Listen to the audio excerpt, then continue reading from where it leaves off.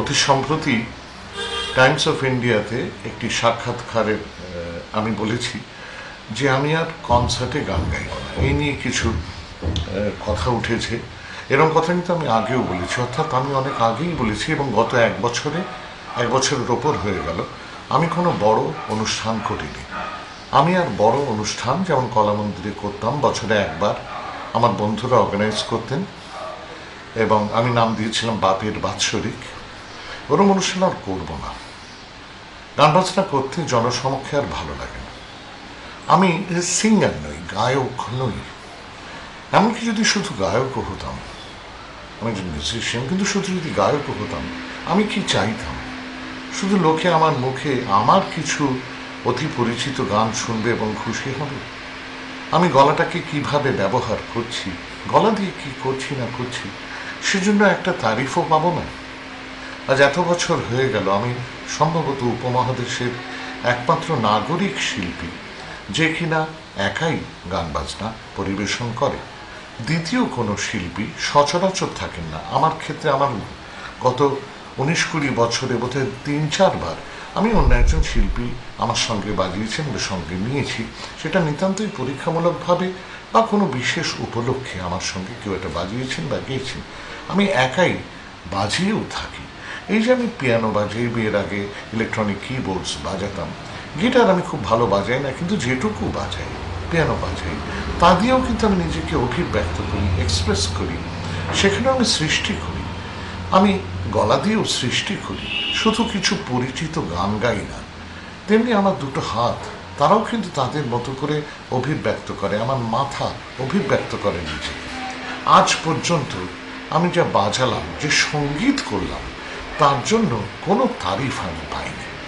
শুধু আমি যখন দেখেছি গত প্রায় 10-15 বছর ধরে এটারই পুনরাবৃত্তি দেখেছি। এটা প্রতিষ্ঠান বিরোধী কথা বললে লোকে খুব পুলকিত হয়ে ওঠেন, খুব উত্তেজিত হয়ে ওঠেন।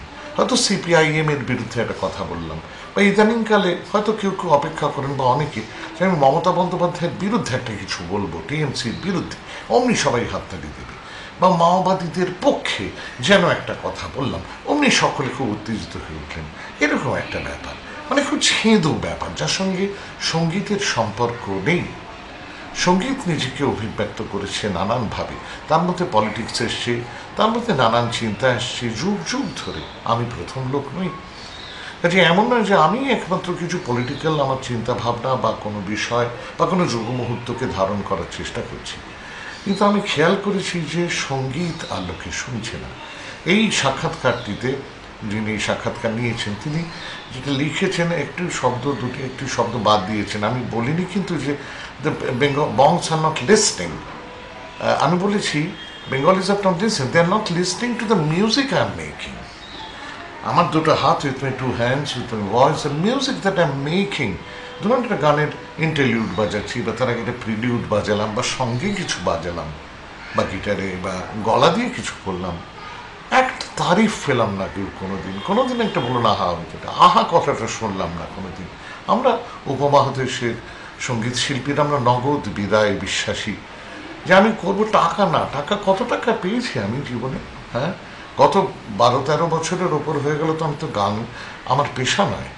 চার বন্দোবস্ত CPM করে দিয়েছিলেন, এরপর অন্য কেউ হয়তো করবেন। আমাকেও গান বাজনা করতে ডাকে না, হল দেওয়া হতো না CPM আমলে, ইত্যাদি ইত্যাদি। আমি গান বাজনা করে আমার ভাতের হাঁড়ি ছড়াই না, সে বাধ্যবাধকতা আমার নেই। কাজে গত 10-12 বছরে আমি যে গান গেয়েছি, তার জন্য যে পারিশ্রমিক পেয়েছি, তাই দিয়ে কিন্তু আমার সংসার চলেনি।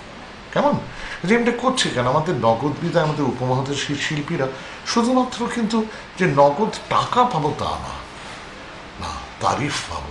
যে একটা খেটে খুঁটে একটা জিনিস করলাম, একটা লোকের মুখ দিয়ে স্বতঃস্ফূর্তভাবে আহা বেরিয়ে উঠল। বাংলাদেশে তবু দেখেছি ছেলেমেয়েরা দোলেন, গান শুনে একটু দোলেন। আমাদের এখানে আমি সেটাও দেখি না, সবাই তথাগতর মতো বসে থাকেন।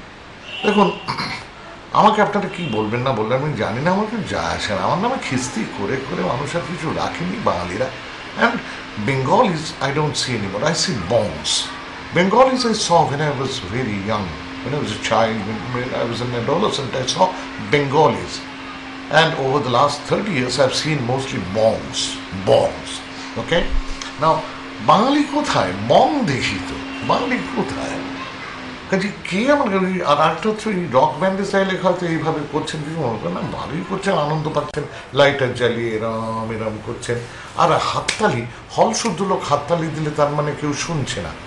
মঞ্চের লোকটা বা লোকগুলো কি করছে, তারা কি বাজাচ্ছে, ধরুন সেতার, সরোদ, বাঁশি, গলায় কি করছে, হারমোনিয়ামে কি করছে, পিয়ানোয় কি করছে, শুনছেন এই তালে তালে শরৎ তোমার অরুণালর অঞ্জলি হয়ে যাচ্ছে। হল শুদ্ধ লোক যদি অরুণালর অঞ্জলি করে বা ধিতাং ধিতাং বলে করে, তার মানে হচ্ছে সঙ্গীতটা কিন্তু শুনছি না আমরা। আমি এটাই বলতে চেয়েছিলাম, এবং ঘাট হয়েছে। আর না, তার মানে কি আমি গান বাজনা করবো নাকি? আমি কি অপরের কথায় গান বাজনা শুরু করেছি? তা তো না। আমি গান বাজনা করি, ঘরে করি, ঘরে করব। আর ছোট্ট ছোট্ট আসর হয়তো করব, সেখানে আমার চেনা লোকজন আসবেন। আর হয়তো আমার যে ছোট্ট পরিবার, সেজন্য। আর তার বাইরে যারা আছেন মার্জনা করবেন। ওই যে বললাম, যে জিনিসের জন্য আজ 20 বছর ধরে তারিফ পাইনি, সেটা নাই বা করলাম সকলের সামনে। ভালো থাকুন সকলে। আর এই ওয়েবসাইটটা রইল, যদি চান আসতে পারেন। আমি নতুন কোনো গান তৈরি করলে এই ওয়েবসাইটে তুলে দেবো। আর বাজনা। ভালো থাকুন সকলে।